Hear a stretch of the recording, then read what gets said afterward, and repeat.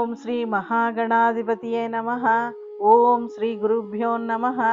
ఓం శ్రీమాత్రే నమః. అపార కరుణా సింధుం జ్ఞానదం శాంతరూపిణిం శ్రీ చంద్రశేఖర గురు ప్రణమాముదాన్వహం. అందరికీ నమస్కారం. మరల మీ కౌసల్య మరో వీడియోలో మీ ముందుకు వచ్చినది. జగద్గురు కాంచీ పీఠాధిపతి అయిన శ్రీ శ్రీ శ్రీ చంద్రశేఖర సరస్వతి స్వామివారు 21 సంవత్సరములు బహువిస్తారంగా కాశీయాత్ర చేశారు. ఇది నిజంగానే ప్రపంచంలోనే అత్యంత అద్భుతమైన యాత్ర. బహుశా ఇంత బ్రహ్మాండమైన యాత్ర ఇన్ని సంవత్సరములు మరి ఎవరూ చేసి ఉండరు. ఈ కాశీ యాత్రలో పలు రకములైన ఇబ్బందులు, ఎన్నో క్షేత్రాలు, ఎన్నో దేవాలయాలు దర్శిస్తూ చాలా గొప్పదైన కాశీయాత్ర చేశారు. కొన్ని చోట్ల కాలినడకతో, కొన్ని చోట్ల మేనాలో, చాలామంది పరివారంతో ఎన్నో ఊర్లు దర్శిస్తూ కాశీయాత్ర చేశారు.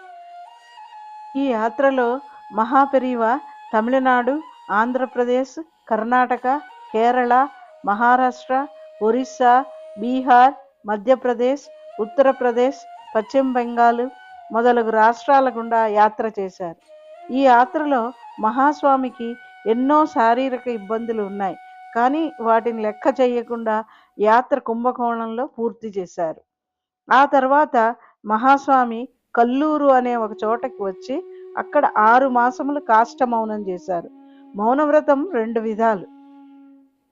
ఒకటి మౌనంగా ఉండి సంజ్ఞలు చేస్తూ కావలసినవి తీసుకోవడం చెయ్యడం.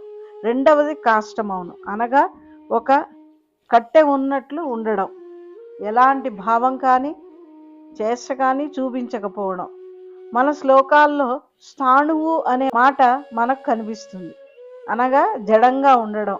ఈ కాష్టమౌనం చేస్తే మహాపెరివాకి కైంకర్యం చేసే వాళ్ళకి చాలా కష్టం. ఇంకొకటి, ఇది ఎన్నాళ్ళు చేస్తారో ఎవరికీ తెలియదు. పెరివాకి ఏం ఇవ్వాలో, భిక్ష కావాలో లేదో ఏమీ తెలియవు.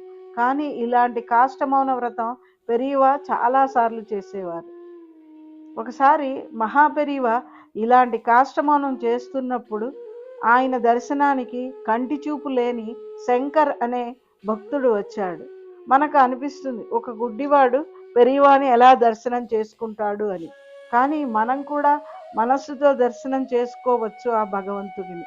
శంకర్ని చూడగానే అంత కాష్టమౌనంలో ఉన్న మహాపెరివ తన మౌనవ్రతాన్ని వీడి అతన్ని శంకర్ రారా అని పిలిచారు. ఆ తర్వాత తన కొరత గురించి చెప్పితే మహాపెరివ అతన్ని దేవారం నేర్చుకుని అందరికీ నేర్పించు అని చెప్పారు. దేవారం ఒక వైదిక గ్రంథం, తమిళంలో శివుని స్తుతించే శ్లోకాలు ఉంటాయి.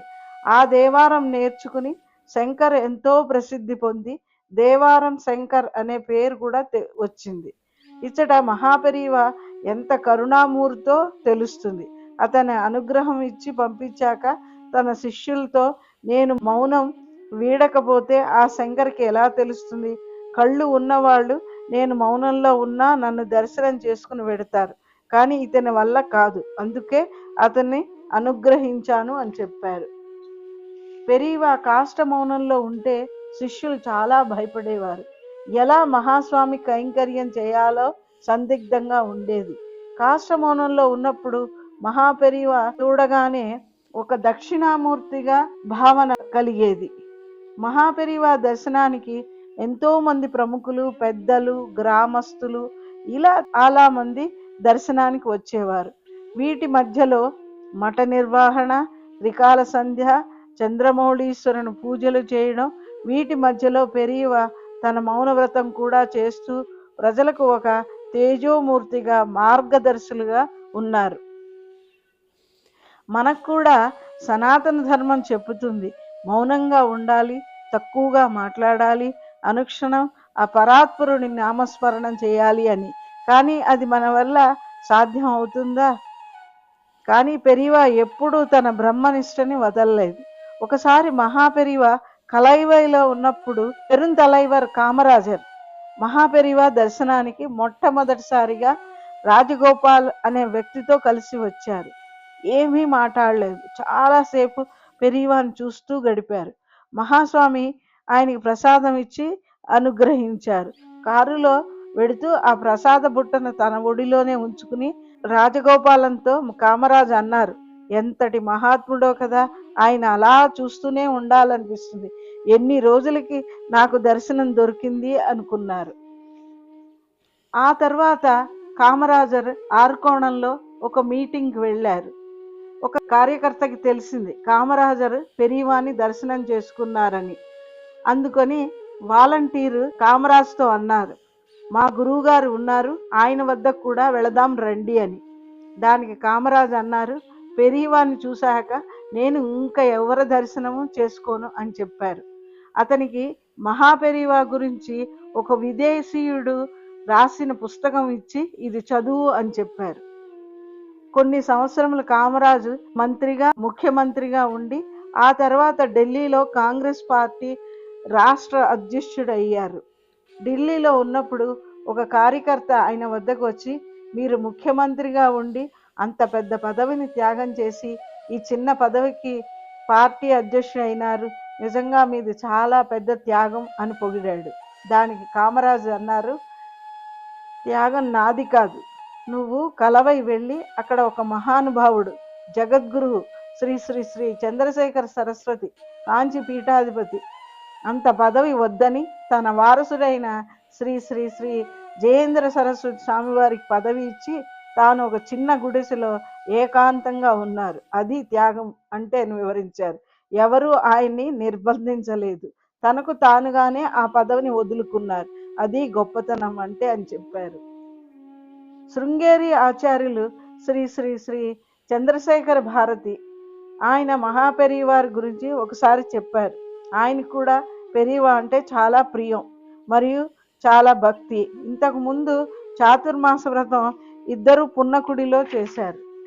ఒకసారి శృంగేరి పీఠాధిపతిని శ్రీ శ్రీ చంద్రశేఖర భారత స్వామి వారి శిష్యులు అడిగారు, ఏమని అంటే, కాంచి మహాపెరివ ఎన్నో ప్రణాళికలు ప్రజల నిమిత్తం చేస్తున్నారు, ఎన్నో యాత్రలు చేస్తూ గ్రామ ప్రజలకు అనుగ్రహం కలిగిస్తున్నారు, మీరు కూడా అలా చేస్తే మన పీఠానికి కూడా పేరు ఆదాయం వస్తుంది కదా అన్నారు. దానికి చంద్రశేఖర భారత స్వామి వారు అన్నారు, చూడండి, ఒక పీఠాధిపతిగా ఉంటూ మఠ నిర్వహణ చేస్తూ పూజ జప తపాలు పాటిస్తూ యాత్రలు చేయగలగడం కాంచి పెరియవ వల్లనే సాధ్యమవుతుంది. ఆయనకి 2 గుర్రాల మీద స్వారీ చేయగలిగిన సామర్థ్యం ఉన్నది, అది ఆయన చేయగలరు, నేను చెయ్యలేను అని స్పష్టంగా తన శిష్యులకు చెప్పారు.